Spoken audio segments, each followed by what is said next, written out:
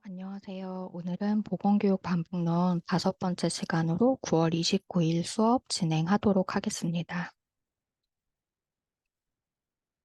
오늘 수업은 저번 시간과 마찬가지로 복습 진행한 이후에 오늘 진행할 수업인 보건교육 평가에 대해서 말씀드리도록 하겠습니다.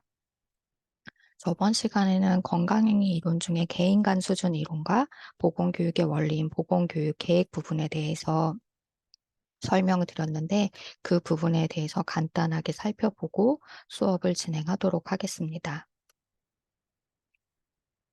저번 시간에 사회인지 이론에 대해서 개인 간 수준 이론으로 이제 배웠었는데 이 이론은 반두라라는 학자가 사회학습 이론을 이제 먼저 제시를 하면서 자신의 경험뿐만 아니라 관찰학습을 통해서 학습이 이루어진다고 보는 이론을 제시를 했습니다. 그 이후에 자기 효능감이라는 개념을 추가를 하면서 사회인지 이론으로 발전 확대된 이론입니다.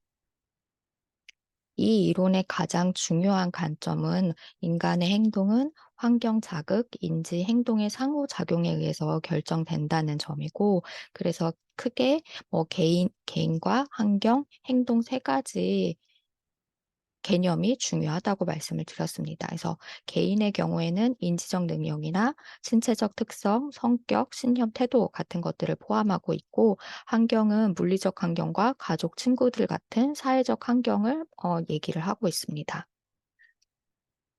그리고 행동은 신체적 반응 외에 사회적 상호작용이나 언어적 표현 같은 것들이 행동으로 나타난다고 얘기를 했고, 이 세 가지가 상호작용에서 나타나서 결정되는 게 인간 행동이라고 얘기를 하고 있습니다.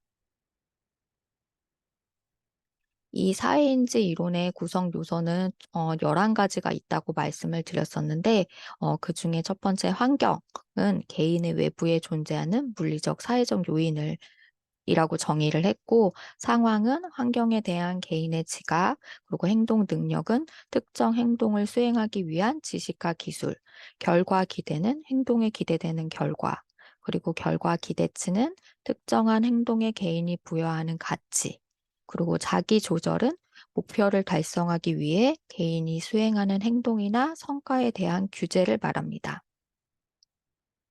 그리고 관찰 학습은 직접적으로 경험하지 않지만 타인의 행동을 관찰한 결과에 의해서 행동을 결정하는 학습 과정을 얘기를 하게 되고, 강화는 행동 결과의 재현 가능성을 높이거나 낮추기 위한 개인 반응이라고 볼 수 있습니다.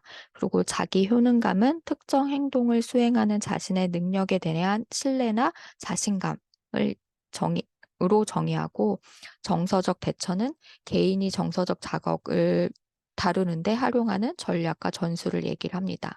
그리고 마지막으로 이 모든 것들이 상호 결정이 된다라고 얘기를 해서 개인이나 행동이 수행되는 환경 간의 역동적 관계라고 정의를 하고 있습니다.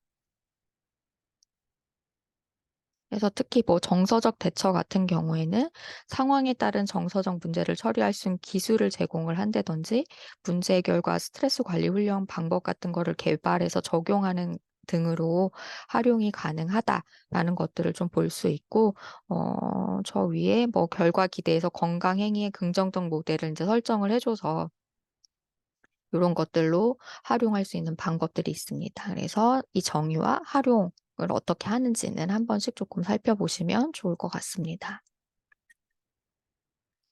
그럼 저번 시간에 배운 두 번째 보건교육 계획 부분을 살펴보면 계획 원칙은 총 6가지가 있다고 설명을 드렸었는데, 첫 번째가 보건교육 과정을 정확하고 상세하게 계획을 해야 된다라고 원칙이 정해져 있고, 두 번째는 보건교육을 계획을 할 때는 대상자와 함께 계획을 해야 되는데, 이때 대상자의 요구를 파악한 후에 교육 내용을 선정하는 것들이 필요하다라고 말씀을 드렸습니다.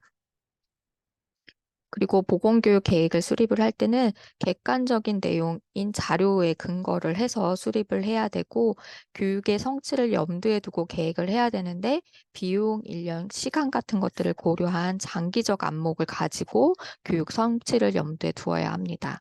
그리고 이 모든 것들을 인제 종합한 이후에 우선순위를 설정을 해야 되고 계획 단계에서 보건교육의 효과 측정을 위한 평가도 같이 계획에 포함이 되어야 된다라고 말씀을 드렸습니다.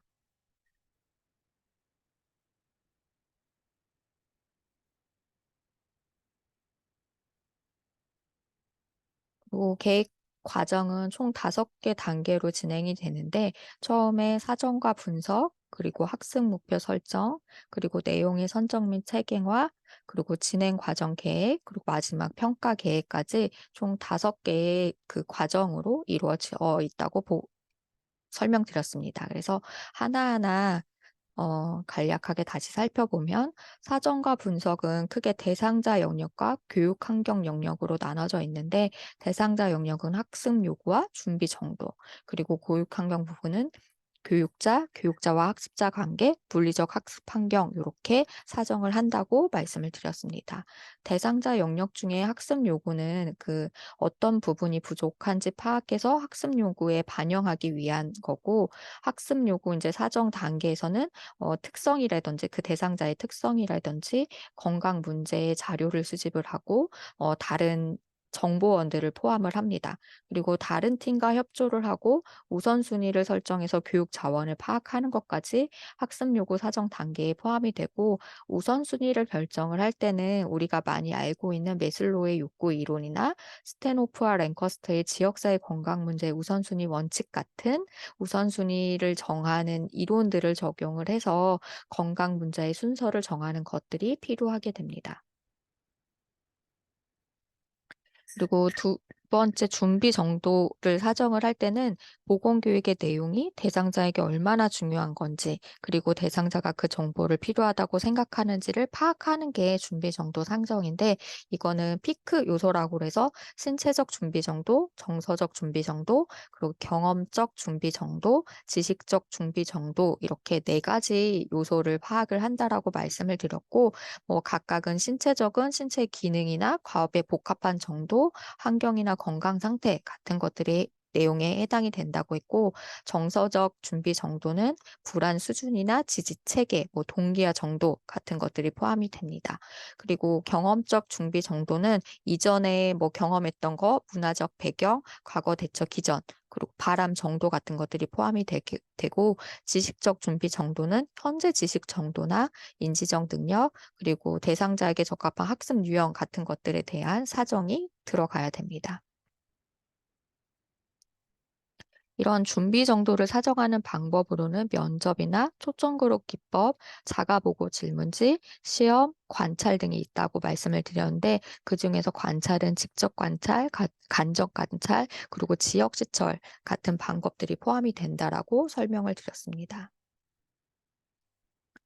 두 번째 교육 환경 영역에서는 교육자, 교육자와 학습자의 관계, 물리적 학습 환경에 대한 어 사정이 이뤄져야 된다고 말씀을 드려야 되는데 교육자는 교육자 자신이 대상자에게 영향을 주는 환경으로 작용한다는 거를 인지를 해야 되고 이러한 교육자의 여러 가지 자기 효능감이나 기대 편견이 학습자의 성취에 영향을 미친다라고 말씀을 드렸습니다. 교육자와 학습자의 관계에서는 그들의 관계가 미리 사정이 되어서 그게 계획에 반영이 돼야 된다고 말씀을 드렸고 물리적 학습 환경은 교육이 진행되는 장소를 학습에 도움이 되도록 미리 파악해서 계획에 반영하거나 또는 필요하면 개선하는 것까지 필요하다라고 말씀을 드렸습니다. 그리고 두 번째 단계인 학습 목표 설정은 크게 목표 달성 시기와 목표의 구체성에 따라서 구분할 수 있는데 목표 달성 시기에 따라서는 단기적 목표 그리고 장기적 목표로 구분할 수 있고 목표의 구체성에 따라서는 상위 목표인 일반적 목표와 하위 목표인 구체적 목표로 구성이 될 수 있습니다. 특히 구체적 목표는 여러 개가 이제 작성이 가능하다라고 말씀을 드렸습니다. 그리고 학습 목표 작성할 때 그 방법은 무엇에 의해서 언제 누가 하였는지 상세하게 측정 가능한 용어로 표현이 돼야 되고 특히 학습자 중심으로 진술이 되어야 됩니다. 왜냐하면 평가를 할 때는 학습자의 성취 수준을 측정해야 되기 때문에 학습자 중심으로 학습 목표를 작성을 하여야 합니다. 그래서 이러한 학습 목표엔 네 가지 구성 요소가 있다라고 말씀을 드렸는데 최종 행동을 구체적으로 나타내는 명시적 행위 용어를 사용을 하여야 되고 대상자의 변화 내용을 기술을 하고 변화가 일어나는 조건 또는 상황을 제시를 하여야 합니다. 그리고 변화의 기준을 제시를 하여야 된다고 하면서 제가 아마 그때 예시를 들어 드렸거든요. 그래서 그거를 조금 기억을 하면서 봐주시면 좋을 것 같고, 그래서 주로 우리가 학습 목표에 사용돼야 되는 용어는 뭐 명시적 행동 용어로 확인한다, 구별한다, 결과한다, 대조한다, 제시한다 같은 용어를 사용을 하여야 된다고 말씀을 드렸습니다.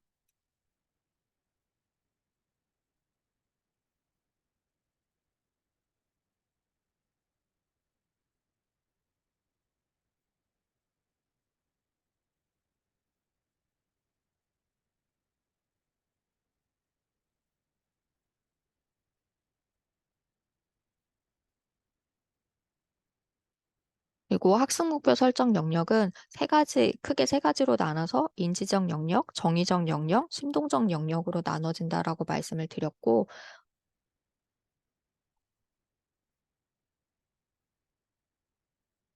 인지적 영역은 보건교육을 통해서 지식 증가, 지식 이용 능력 증가를 나타내는 영역입니다. 그래서 가장 낮은 수준인 지식 암기, 이해, 적용, 분석, 합성, 평가 순으로 6가지 수준으로 분류를 할 수 있다라고 말씀을 드렸었고, 낮은 수준은 한 단계 높은 수준의 기초가 된다라고 말씀을 드렸습니다.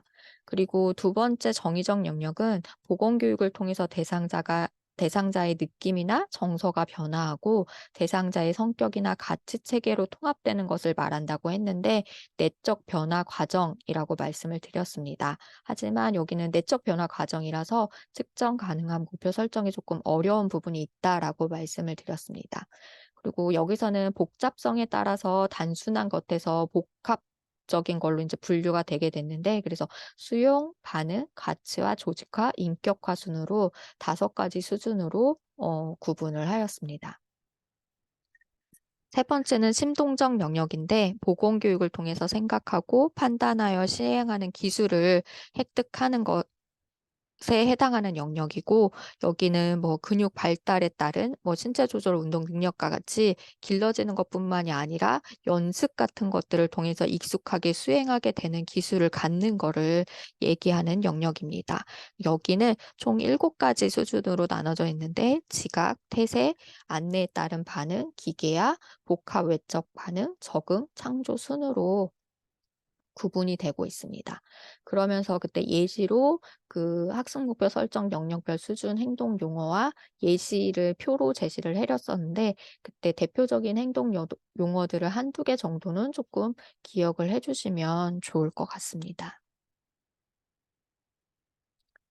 그리고 이제 보건교육 내용을 선정을 할 때 고려돼야 할 사항이 있는데, 세 번째가 내용 선정 및 체계화 과정인데, 여기서 이제 내용 선정 시 고려해야 할 사항으로 학습 목표와 관련 있는 내용으로 선정을 해야 되고, 학습자에게 꼭 필요하면 중요한 내용으로 그 범위의 깊이의 균형은 적절하게 선정을 해야 됩니다. 그리고 가장 최신 이론, 지식, 기술과 가정과 지역사회에서 받아들일 수 있는 내용으로 선정을 하여야 되고, 내용 조직을 할 때는 내용 선정 후 다양한 내용을 체계적으로 조직하여 보다 효과적인 내용으로 구성을 하는 것들이 필요하고, 보건교육 내용을 나열한 후 도입, 전개, 요약, 정리의 단계로 분류하는 에서 조절하는 것이 필요합니다.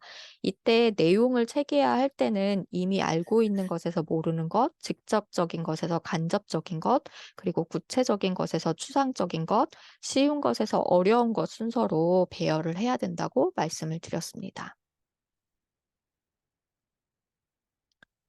그래서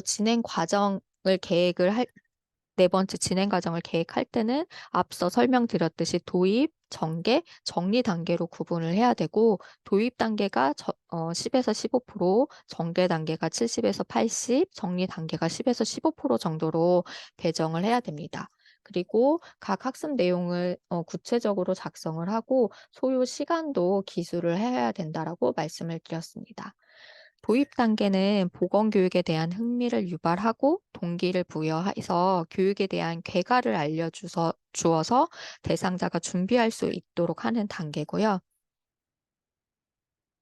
이때 학습 활동은 학습 목표를 제시를 하고 사전 테스트나 조사, 영화나 슬라이드 보기, 그래프나 도표로 현황 알려주기 같은 것들을 활용할 수 있습니다. 그리고 전개 단계에서는 보건교육 계획안에 따라서 본격적으로 학습 활동을 수행을 하도록 하고 효과적인 학습을 위해서 다양한 교수 학습 매체를 활용하도록 합니다. 그리고 구성을 할 때 학습 내용은 쉬운 것에서 어려운 것, 그리고 간단한 것에서 복잡한 것으로 진행하도록 구성을 합니다. 그리고 정리 단계는 교육 내용을 종합하고 정리해서 결론을 도출을 해주고 중요한 부분은 대상자에게 질문을 한다든지 테스트를 한다든지 토의를 진행하는 등 요약 정리하는 것들이 이제 필요하게 됩니다.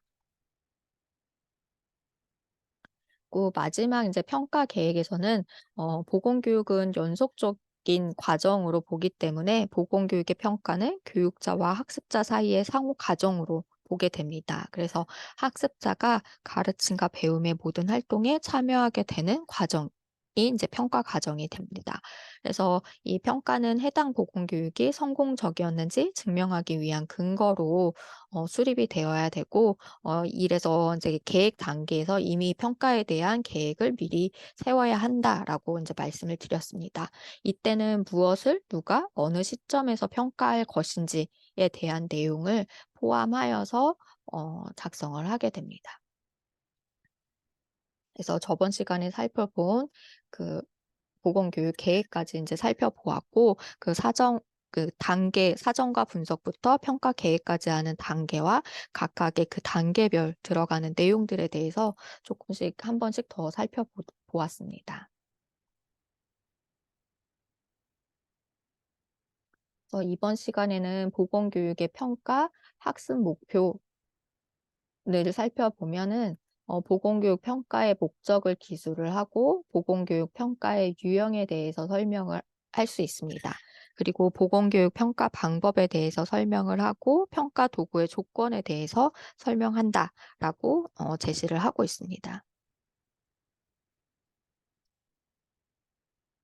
평가의 기본적인 사항을 조금 살펴보면 평가는 교수학습 과정에서 매우 중요한 요소 중에 하나이고 보건교육 전 과정을 통해서 교육 목표를 달성했는지, 교육 주제는 적합했는지, 교수학습 방법은 적절했는지 같은 것들을 평가하게 됩니다. 그래서 교육과정 결과에 대해서 구체적으로 분석하고 피드백함으로써 다음 보건교육에서 목표를 좀 더 효율적으로 달성하기 위한 방법을 찾는 과정이 평가라고 정의를 할 수 있습니다. 그래서 평가는 목표 성취 수준의 확인과 교육 과정의 개선을 목적으로 필요한 자료를 수집하여 가치 판단을 하는 행위라고 할 수 있습니다. 그래서 일반적인 이제 평가 원리가 있는데 일반적으로 평가를 할 때는 명확한 목적 아래 시행이 되어야 되고 기획에 관련된 사람이나 수행하는 사람, 평가로 영향을 받을 사람들을 대상으로 실시를 해야 됩니다. 그리고 연속적으로 시행하는 과정이라고 말씀을 드렸고 명확한 기준에 의해서 평가가 실시되어야 됩니다. 그리고 이렇게 평가의 결과들은 보건교육을 개선하기 위해서 피드백이 반드시 필요하게 되고 평가는 주관적이 아니라 객관적으로 시행이 되어야 됩니다. 그리고 평가의 방법과 결과에 대한 결과 보고서는 쉽고 명확하게 작성해서 누가 보더라도 이해할 수 있도록 작성이 되어야 됩니다. 평가의 목적은 앞서 말씀드렸듯이 교육에 영향을 미치는 요인을 모두 파악해서 교육 효과를 증가시키기 위한 것이에요. 세 가지 이제 주요 꼭지가 있는데 학습 성취 확인, 학습 동기 부여, 교육 과정 개선 이렇게 크게 세 개의 목적으로 나눌 수 있는데 학습 성취 확인은 보건 교육 내용에 따라 대상자의 행동, 태도, 지식의 변화가 나타났는지 학습자가 설정된 교육 목표를 성취했는지 확인을 하게 됩니다. 학습 동기를 부여하기 위해서는 학습자는 평가를 통해 자신의 성취 수준을 올바르게 진단하고 이해하여서 더욱 향상하기 위해서 노력할 수 있도록 하는 것들이 필요하게 되고, 교육 과정 개선은 학습자의 특성이나 다양한 교육 요구, 학습 목적들을 이제 재검토하게 돼서 보다 이제 적합한 교육 방법이나 전략을 선택을 해서 보완하도록 하게 해줍니다. 이제 두 번째 평가 유형에 대해서 살펴보면, 평가 유형은 크게 시점에 따라서 진단평가, 형성평가, 총괄평가로 나눠지고, 기준에 따라서 절대평가, 상대평가로 나눠지게 됩니다. 각각 하나씩 살펴보면, 시점에 따라서 첫 번째 진단평가는 사전평가라고도 얘기를 하는데, 교육 전 학습자들이 보건교육 주제에 대해서 가지고 있는 지식이나 태도, 흥미, 동기, 준비도 등을 파악해서 교육의 내용과 방법을 결정하기 위해서 수행을 하게 됩니다. 이때 이제 효과적인 교육이 되기 위해서는 학습자에 대한 정확한 이해가 매우 중요하게 되는데, 대부분 시행하지 않는 경우가 많습니다. 그 이유가 진단평가의 중요성에 대한 인식이 부족하다든지, 너무 대상자 수가 많다든지, 시간적으로 제약이 있다든지, 행정 지원 문제 같은 경우는 있는 경우들이 많아서 대부분 현장에서는 사전 평가가 제대로 이루어지지 않는 경우가 많습니다.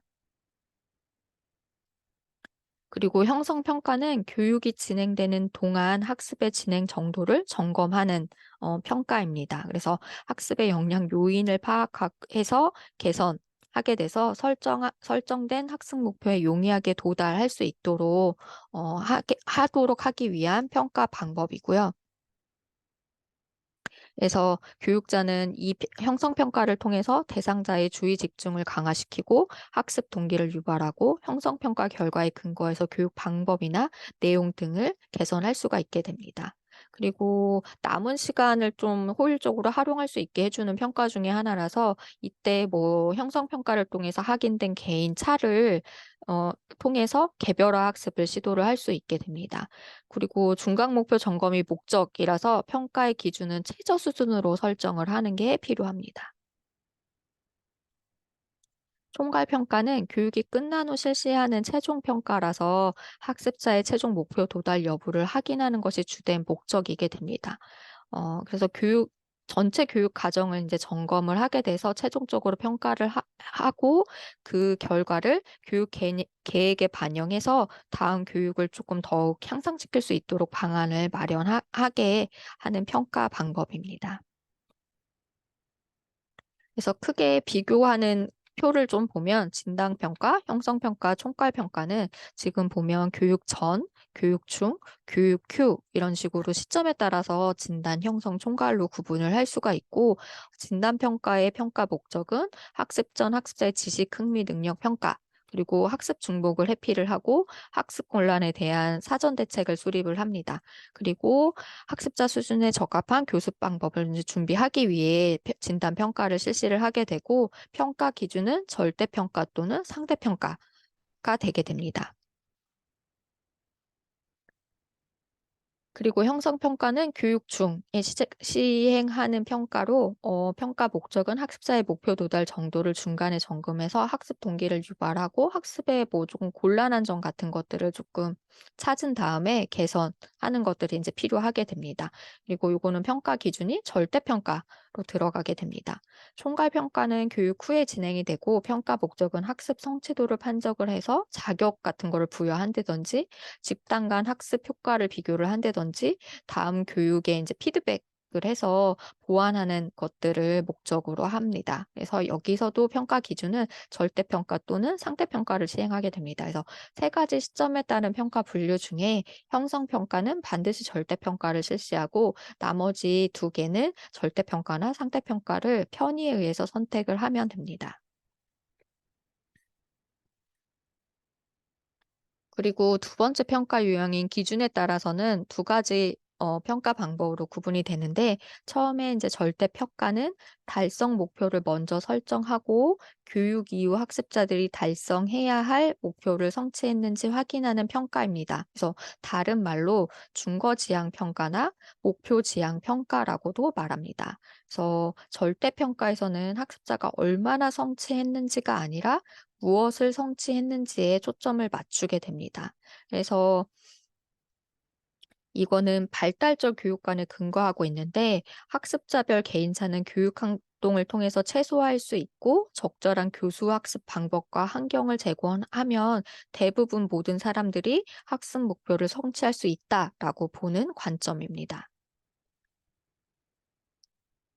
그래서 학습자들은 이제 수업을 통해서 대부분 목표를 성취하게 되기 때문에 절대 평가에서는 학습자들의 학업 성취 결과는 부적 편포를 보이게 됩니다. 그래서 부적 편포가 뭐냐면 저희가 그 상대 평가랑을 할 때는 어 이렇게 종 모양으로 표시가 되는데 대부분이 성취가 돼서 성취를 한 사람들이 많아지니까 오른쪽으로 틀어지게 되면 좀 더 성취한 사람들이 많아지면서 왼쪽은 비고 오른쪽으로 가득 찬 요런 형태의 곡선을 보이게 됩니다. 그래서 목표 달성 여부를 판단하는 것이 목적이기 때문에 절대평가에서는 타당도를 중시를 하게 됩니다. 두 번째 상대 평가는 학습 결과에 절대적 기준이 없고 상대적 비교를 통해서 결정하는 평가 방법이라서 다른 말로 기준 지향 평가, 기준 지향 평가라고도 얘기를 합니다. 앞서 봤던 절대 평가와는 다르게 무엇을 성취했는지가 아니라 다른 사람과 비교해서 얼마나 성취했는가가 초점이게 됩니다. 여기서는 학생들 간의 개인차가 많다고 전제를 하고 있고 그래서 학습에 의해서 그 개인차는 더 커진다라고 보고 있습니다. 그래서 학습자의 학업 성취도를 변별해서 각자의 능력이나 수준에 맞는 교육을 해야 한다는 선별적 교육관에 이제 근거를 하고 있게 되고 정규 분포를 나타나게 되는데 그 종 모양을 나타낸 정규 분포를 나타나게 됩니다. 그래서 여기서는 상위, 중간, 하위 분포가 일정한 비율을 유지하게 됩니다. 그래서 여기서는 그 개별 학생의 특성을 정확히 측정해서 이를 변별하는 것이 목표이기 때문에 평가 도구의 신뢰도가 중요하게 됩니다. 그래서 여기는 이제 절대평가랑 상대평가를 살펴보면 절대평가 평가 목적은 절대평가는 학생 목표 성취 수준 평가, 상대평가는 학생들 간 상대적 서열을 결정하기 위한 것입니다. 그리고 절대평가는 발달적 교육관을 근거로 하고 있고, 상대평가는 선발적 교육관을 근거로 하고 있고, 점수 분포는 절대평가는 부적 편포를 가지고 있어서 잘하는 사람들이 훨씬 더 많은 오른쪽으로 치우친 곡선을 유지를 하는 거고, 상대평가는 종 모양을 가진 정규 분포 모형을 가지고 있습니다. 절대평가는 그래서 타당도를 중시를 하고 상대평가는 신뢰도를 중시한다고 말씀을 드렸습니다. 절대평가는 그 장점이 협동학습이 가능하고 건전한 학습 분위기를 조성할 수 있게 되고 교수 학습 활동으로 개선이 가능하게 됩니다. 그리고 완전 학습이 가능하고 학습자에게 많은 성취감을 제공하게 됩니다. 반면에 상대평가는 개인차 변별이 용이하고 경쟁을 통해서 학습 동기를 형성하기가 좀 쉽다라고 하는 장점이 있습니다. 단점으로는 절대평가는 개인차 변별에 어려움이 있고 수업 목표 성취 기준의 설정이 어렵습니다. 상대평가는 진정한 의미의 학습 효과 평가가 곤란하고 암기 위주의 이제 교육이 이제 조장될 가능성이 많아지고 개인 차의 변별을 용이하기 때문에 심한 경쟁심을 유발하게 됩니다. 그리고 교수 학습 활동의 개선이 조금 어려운 점이 있고 아예 수업을 포기하는 학습을 포기하는 낙오자가 생길 수 있는 단점이 있게 됩니다.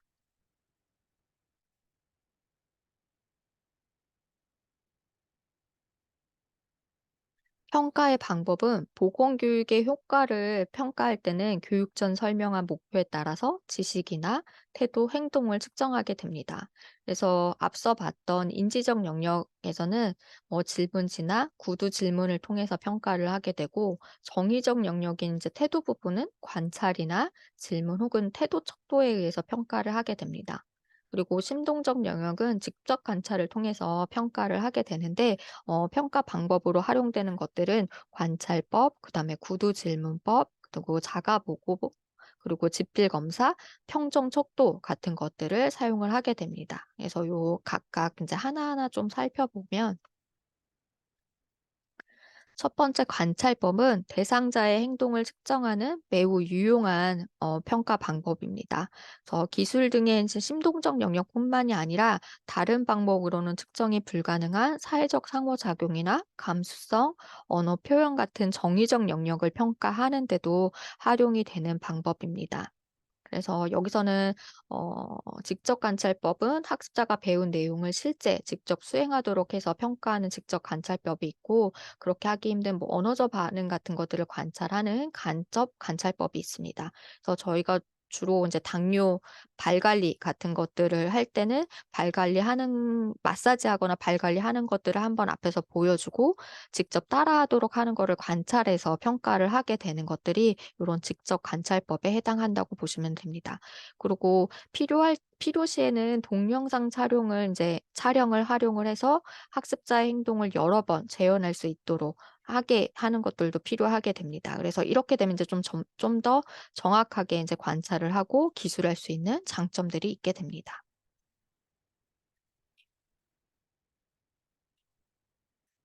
그리고 실제 상황에서 행동을 관찰하거나 앞서 봤던 이제 동영상 자료 같은 것들을 분석할 때는 평점 척도나 행동 목록표 같은 것들을 작성을 해서 평가가 가능할 수 있는데, 행동 목록표는 어떤 행위를 순서대로 수행하도록 교육한 후에 미리 준비된 단계별 행동표를 활용해서 학습자가 이를 모두 수행하는지 표시하는 평가 방법입니다.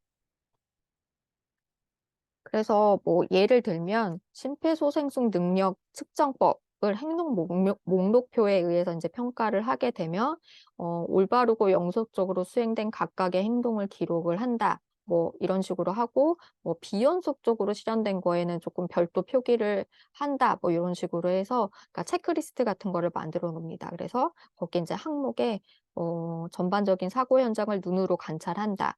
그리고 주위의 위험한 것들을 제거하거나 피해자를 직접적인 위험으로부터 안전하게 이송시킨다.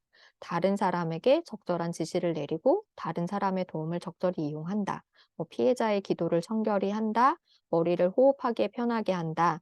피해자의 상처를 빨리 검사한다. 꽉 낀 옷을 느슨하게 푼다. 맥박과 호흡수를 측정한다. 하는 요 행위를 연속적으로 하고 있는지를 이제 기록 체크를 해서 뭐 V 표시를 한다든지 동그라미 표시를 한다든지 하고, 빠진 누락이 되거나 한 것들에 대해서 표기를 한 후에 빠진 항목이나 이런 것들에 대해서 빠지지 않도록 다시 안내를 해줄 수 있는 이런 것들을 활용할 때 이런 체크리스트를 활용을 하게 됩니다.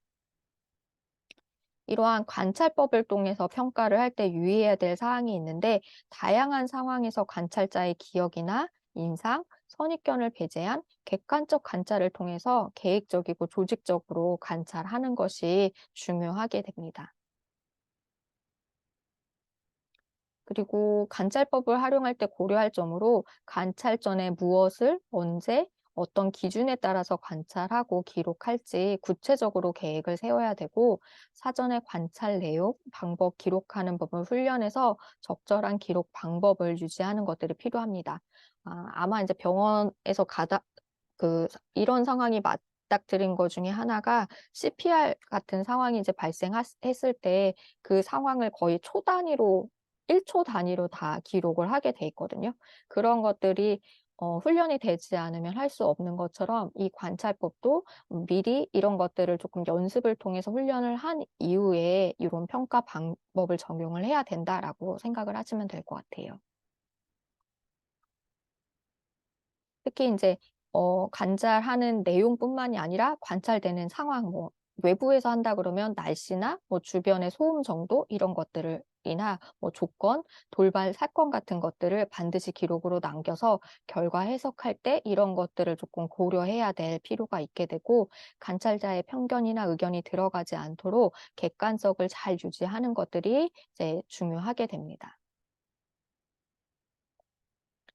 두 번째 구두 질문법은 학습자의 이해 정도를 말로 질문해서 즉시 확인하는 방법입니다. 그래서 보통 이제 관찰하기 어려운 행동을 파악하기 위해서 활용하게 되며 관찰과 같이 사용하는 경우들이 많게 됩니다.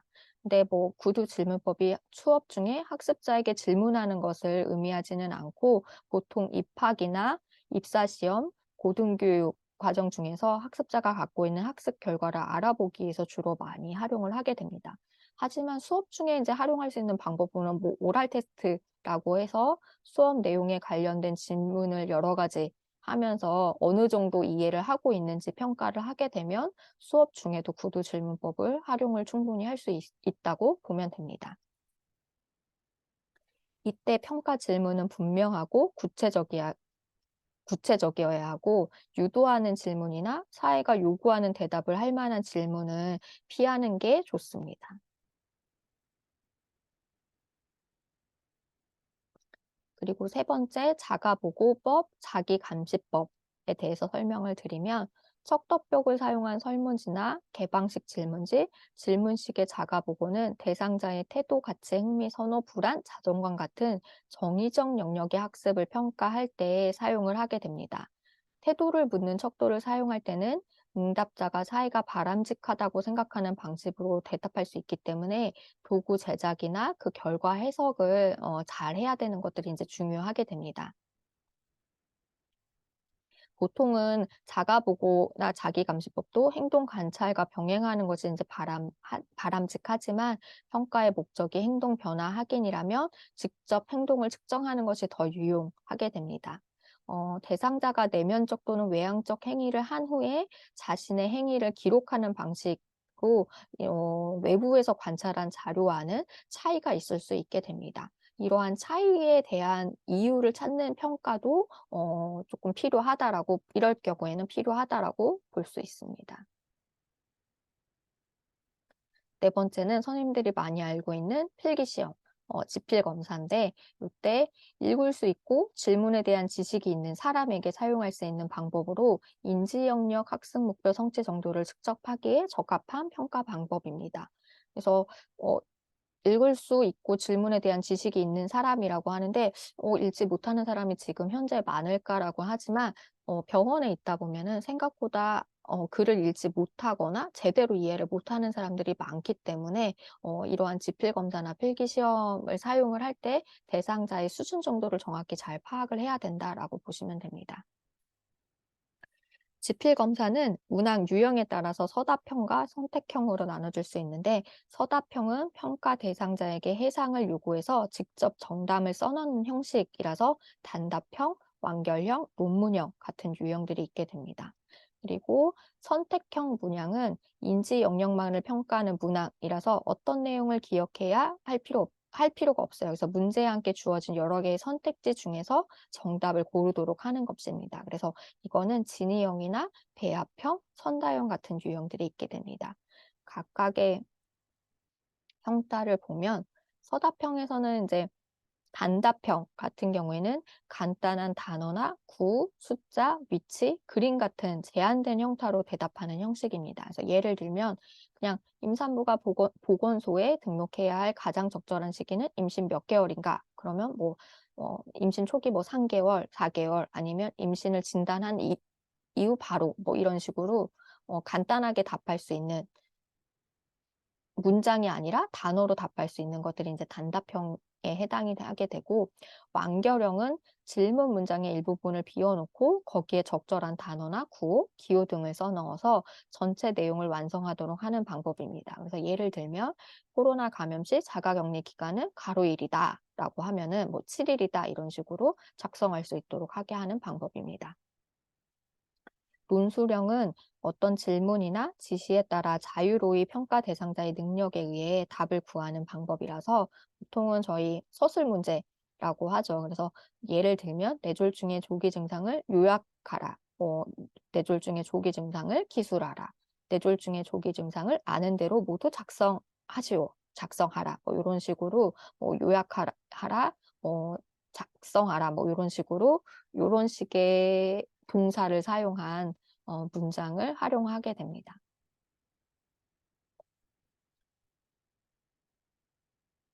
그리고 이제 유형 중에 이제 진의형, 배합형, 선다형에 대해서 보면 진의형은 평가 대상자에게 서술문을 제시하고 그것의 진위를 판단하게 하는 방법으로 보통은 이제 저희가 다음에 설명 중 옳은 것은 O표를, 틀린 것은 X표를 하시오 하는 이런 문장으로 제시가 됩니다. 그리고 배합형은 일련의 문제군과 일련의 답지군을 만들어서 문제군의 질문에 관계되는 답지군의 보기를 연결하는 방법이게 됩니다. 그래서 얘는 뭐 다음 기재된 벽면과 관련된 장복기를 오른쪽에서 골라 번호를 넣으시오 같은 것들이 있어서 왼쪽에는 장티푸스 식중독이 제시가 되고 오른쪽에는 1, 2에서 3시간, 2, 7, 7일에서 14일, 3, 10일에서 14일에서 이렇게 각각 맞는 가로에 해당하는 숫자를 넣을 수 있도록 한다든지 아니면 점으로 해서 선긋기로 짝짓기 한다든지 이런 것들이 배합형에 해당한다고 보시면 됩니다. 그리고 선다형은 선생님들이 가장 보편적으로 사용하는 거라서 저희가 시험 볼 때 많이 사용하는 사지선다나 오지선다를 이제 사용해서 평가를 하게 되는 방법이 선다형 지필검사 방법입니다. 특히 이제 그래서 평가에서 가장 보편적으로 많이 사용하는 이 선다형 문제를 제작할 때 이제 지침이 이제 몇 가지 있는데 문항은 이제 질문형인데 긍정문으로 작성을 해야 됩니다. 그래서 옳은 것을 고르시오라고 이제 물어봐야 되고 옳지 않은 것을 고르시오라고 물어보면은 조금 좋지 않은 문장이다라고 얘기를 하고 있고요. 그리고 문항에 이제 중요한 학습 내용을 포함하고 있어야 됩니다.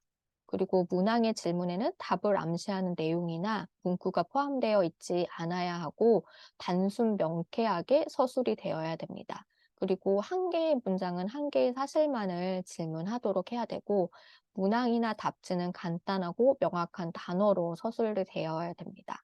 그리고 사지선다, 오지선다에 들어가는 답지의 내용은 짧게 서술을 하고 서로 독립적이어야 되고 같은 단어들이 반복되지 않도록 하는 것들이 필요하고 답지는 1번부터 뭐 4번까지 있을 경우에 그 문장의 길이가 점점 늘어나는 식으로 제시를 해주는 것들이 좋다라고 얘기를 하고 있습니다.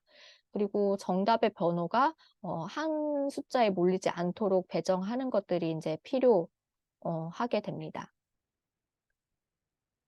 그리고 정답 없음이나 모두 정답 같은 이제 답지는 사용하지 않는 것들이 이제 필요하게 됩니다.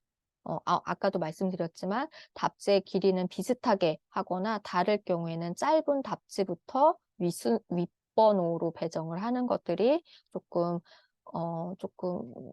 주의를 해서 작성을 해야 되는 지침이라고 봐주시면 될 것 같습니다. 이러한 필기검사의 이제 장점은 주관적 판단이 개입될 여지가 전혀 없어요. 그래서 객관도, 신뢰도, 타당도 모두 이제 높게 되고 채점의 통계적인 분석이 가능하게 됩니다. 그래서 전수의 배점이 낮아서 다수의 문항을 넓은 범위에서 골고루 출제가 가능하게 됩니다. 그래서 예전에 저 시험 볼 때 50문제를 문항을 시험을 내시는 경우가 있어서 1분에 그러면 한 문제씩 풀어야 되잖아요. 50분이 시험 문제면. 그래서 그런 식으로 문제 배점을 낮추는 대신에 문항을 많게 한다든지 문항을 적게 하게 되면 문제 배점이 높아지기 때문에 그런 식으로 해서 점수를 조금 잘 줄 수 있도록 하는 것들도 방법이게 됩니다. 그리고 단점은 고차원적인 이제 사고 능력보다는 단편적 내용에 대한 단순 암기, 낮은 수준의 지적 능력을 평가하는데 조금 중점이 되기 때문에 약간 이제 표현과 창의의 기회가 이제 제약이 되고 문항 제작을 할 때 조금 어려움이 따른다 하는 것들이 단점이게 됩니다. 그리고 5번째 방법으로는 평점 척도가 있는데 평점법은 학습자의 평가 내용에 영속적인 개념을 부여해서 3에서 보통 5단계로 구분을 하게 됩니다. 그래서 각 단계별 숫자나 내용을 통해서 측정하고자 하는 행동을 평가하는 도구를 얘기를 하게 됩니다. 보통은 5단계를 가장 많이 사용하지만 학습자의 연령이나 능력 같은 것들을 고려해서 3단계, 4단계, 5단계를 적절히 사용을 합니다. 간혹 7단계 모형을 사용하는 경우들도 있어서 그런 것들은 그때그때 상황에 맞게 단계를 설정을 해주시면 됩니다. 그래서 지금 예로는 전혀 뭐 유익성에 대한 이제 평가 방법으로 전혀 그렇지 않다, 조금 그렇지 않다, 보통이다, 조금 그렇다, 매우 그렇다 이렇게 5점 척도를 제시를 했는데 이렇게 점수로 할 수도 있고 선으로 할 수도 있어요. 그래서 연속적인 방법으로 선을 그어 놓고 그러니까 1점, 5점, 10점만 이제 표시를 해 놓고 해당되는 부분에 체킹을 해 보라고 해서 꼭 뭐 7점이 아니라 5와 10의 어느 사이 이런 식으로 해서 연속성상에서의 평가도 평점 척도로 가능하다라고 봐 주시면 될 것 같아요. 이러한 평점벽을 사용할 때 이제 발생할 수 있는 문제점이 5가지가 있는데 첫 번째가 집중 경향의 착오라고 해서 아주 좋거나 아주 나쁜 극단적인 판단을 꺼려서 중간 점수를 주려고 하는 인간 심리에 이제 기인을 하게 돼요. 그래서 보통 점수를 주게 되면 교육을 받고 교육에 대한 만족도를 평가를 하는데 만족도 조사한 거를 그 교육을 한 사람들이 걷어가게 되니까 평가를 너무 박하게 할 수가 없는 거예요. 그래서 아주 좋지는 않고 아주 나쁘지도 않으면 다 이제 보통으로 준다든지 이런 식으로 평가가 이제 가운데 점수에 몰릴 수가 있어서 이럴 때는 이런 걸 배제하기 위해서 4점 척도를 확인을 해요. 그래서 보통을 아예 빼고 뭐 불만족, 만족, 불만족, 매우 불만족, 불만족, 그다음에 만족, 매우 만족 이런 식으로 보통을 빼고 평가를 할 수 있도록 하는 것들이 필요하게 됩니다. 그리고 표준의 차교는 표준을 평가자가 어디에 두느냐에 따라서 발생하는 착오인데 5점 척도를 사용하면은 보통 수준이지만 4점 척도를 사용하면 그러니까 아까 얘기했듯이 만족에 갈 수도 있고 불만족에도 갈 수가 있거든요. 그러니까 어느 쪽으로 갈지 조금 애매해지게 돼요. 그래서 5점 척도를 사용할 때랑 4점 정도를 했을 때 그 점수의 평균이나 이런 것들은 조금 달라질 수 있다라는 게 표준의 착오에서 내가 기준을 어떻게 잡느냐에 따라서 평가 결과가 조금 달라질 수 있다라고 하는 착오입니다. 세 번째는 인상의 착오인데 평가하고자 하는 특성만을 평가하는 게 아니라 학습자 개인이 가진 특성이 평가에 영향을 미치게 됩니다. 그래서 보통은 이제 지필 시험 성적이 나쁘면 실기 성적도 나쁜 것으로 간주해서 실기 점수도 이제 낮게 부여하게 되게 되는 거라서 그래서 이때는 한 가지 특성만 평가함으로써 피할 수 있게 됩니다. 그러니까 한 번에 한 가지 특성만 평가하도록 하는 것들이 필요하게 되고 네 번째는 논리적 착오인데 전혀 다른 두 가지 행동 특성을 관련 지어서 평가하게 됩니다. 사교성이 적으면 명랑하지 않다라고 평가를 하게 되는데 이거는 논리적이지 않은 판단이거든요. 이런 것들이 발생할 수 있게 됩니다. 그리고 이제 대비의 착오는 평가자가 하지 못하는 것 또는 평가자에게 없는 특성이 학습자에 있는 경우에 그것을 굉장히 긍정적으로 평가할 수가 있어요. 그리고 내가 너무 잘할 수 있는 거를 학습자가 잘하더라도 그 원래 평가해 줘야 되는 기준보다 나쁘게 평가하는 경우들이 있습니다. 그래서 이런 대비의 착오에 의해서 가소평가되거나 가대평가될 가능성이 있다라고 보시면 될 것 같아요. 이제 네 번째 이제 거의 이제 마지막인데 평가 도구의 이제 조건 4가지에 대해서 살펴보도록 하겠습니다.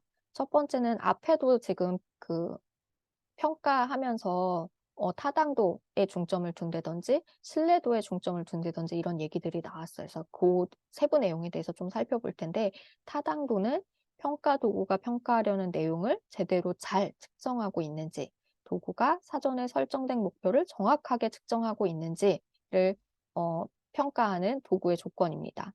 그래서 타당도는 평가의 진실성이나 정직성을 보여주는 것이라고 보시면 돼요. 그래서 여기 이 관역이 있고 가운데 이렇게 다 화살이 모여 있어요. 그래서 이런 식으로 잘 측정을 하고 있는지를 보게 되는 거예요. 그래서 예를 들면 모유 수유의 중요성에 대해서 설명할 수 있어야 한다라는 학습 목표가 설정이 돼 있을 때 평가 기준을 볼 때 모유 수유의 중요성에 대해서 물어본다면 타당도가 높은 거지만 모유 방법이 수유 방법이나 보관법 등에 물어본다 그러면 타당도가 떨어지는 거예요. 그래서 학습 목표를 정확하게 평가할 수 없는 질문을 하게 되면은 타당도가 낮다라고 할 수 있습니다.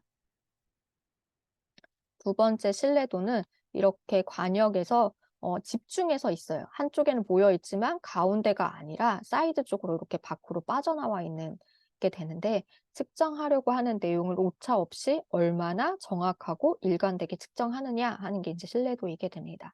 그래서 신뢰도는 평가 결과가 동일한 조건이나 동일한 대상에 다시 적용했을 때 그 결과가 동일할 수 있는가를 나타내는 거라서 평가 동부의 정확성을 의미하게 됩니다. 그래서 신뢰도를 높이기 위해서는 문항수가 많을수록 좋고 변별력이 높아야 하고 평가하려는 내용을 골고루 포함해서 평가 문항을 작성을 해서 신뢰도를 향상시킬 수 있게 됩니다. 그래서 매우 어렵거나 쉬운 문항을 하게 되면 신뢰도가 낮아질 수 있어서 적절한 난이도를 설정하는 것들이 신뢰도를 평가할 때 중요하게 됩니다. 앞서 봤던 신뢰도랑 타당도는 관계가 있는데 좀 밀접한 관련이 있어요. 그래서 보통은 타당도가 높으면 평가하고자 하는 내용을 정확하게 측정을 하게 되거든요. 그래서 타당도가 높으면 신뢰도도 높게 됩니다. 근데 신뢰도가 높아도 평가하려는 내용을 정확하게 측정한 게 아니기 때문에 신뢰도가 높더라도 높은 타당도를 보장하지 않는 관계가 있습니다. 그래서 이 부분을 조금 잘 이해를 하셔야 돼요. 타당도가 높으면 신뢰도도 높아요. 관역 생각하면 가운데에 집중적으로 모여 있기 때문에 타당도도 높지만 타당도가 높으면 반드시 신뢰도도 높게 됩니다. 근데 그러니까 그 관역의 사이드에 신뢰도가 높을 경우에 그건 타당도가 높다고 볼 수가 없거든요. 근데 간혹 높은 신뢰도가 있을 때 높은 타당도를 보일 수도 있어요. 그렇지만 높은 신뢰도가 있다고 해서 반드시 타당도가 높다라고는 할 수 없다라는 것들을 조금 기억을 해 주시면 좋을 것 같습니다. 세 번째는 객관도인데 결과를 결정하는 사람에 의해서 결과 평가에 오차가 발생한다라는 거라서 평가하는 사람에 따라서 결과의 편차를 나타내지 않는 공정성, 일관성을 의미하게 됩니다. 그래서 동일한 평가자가 동일한 평가를 다른 시간, 다른 상황에서 수행할 때에도 동일한 결과가 나오면 객관도가 높다라고 얘기를 합니다. 그래서 이런 객관도 향상을 하기 위해서는 평가 기준을 미리 정해 놓거나 모범 답안지를 만들어서 활용하면 이제 좋게 되고 평가자의 주관적 의도가 개입되지 않는 선택형 문항 아니면 체크리스트 같은 것들을 활용하는 게 객관도 형성을 할 수 있는 방법 중에 하나입니다. 그리고 편견이나 오차가 작용하지 않도록 답안지의 내용만 보고 이제 채점을 해요. 그 작성한 사람이 누군지 이런 것들을 확인을 하지 않고 그러니까 블라인드로 답안지의 내용만 보고 채점을 한다든지 아니면 이 사람들이 누군지 알 수 없는 사람이 채점을 한다든지 이런 것들이 객관도를 올릴 수 있게 됩니다. 그리고 3-4명의 평가자가 평가 후에 평균을 최종 결과로 채택하는 것들이 있고 아니면 최고 높은 점수나 여러 명이 평가한 후에 최고 높은 점수나 최고 낮은 점수는 제하고 그 평균을 최종 결과로 한다든지 보통은 이제 운동 경기에서 사용하는 이런 채점 방식들이 객관도를 높일 수 있는 방법이게 됩니다. 마지막은 이제 실용도인데 평가 도구 조건 중에 타당도와 신뢰도가 가장 중요하지만 평가를 수행하는 데 시간이나 비용, 노력 같은 것들이 필요해요. 근데 이런 것들이 필요 이상으로 소모가 되면 사실 평가 도구를 적용하기가 어렵게 되거든요. 그래서 교육자가 학습자에게 얼마나 쉽게 그 평가 도구를 적용할 수 있는지 나타내는 게 이제 실용도라서 평가 도구의 경제성이나 간편성, 편의성 같은 것들을 의미하게 됩니다. 그래서 평가 방법 중에 이제 관찰 방법을 사용하면 좋지만 관찰 방법을 사용할 때 인원이 들어가야 되고 시간을 투여를 해야 되고 녹음을 해서 나중에 동영상 촬영을 해서 나중에 그거를 또 분석하는 데 시간과 돈과 인력을 고용하는 비용이 들어가고 이런 것들이 현실적이지 않다 그러면 아무리 좋은 평가 방법이더라도 다른 방법들을 조금 고민을 해 봐야 된다라고 생각을 해 주시면 될 것 같아요.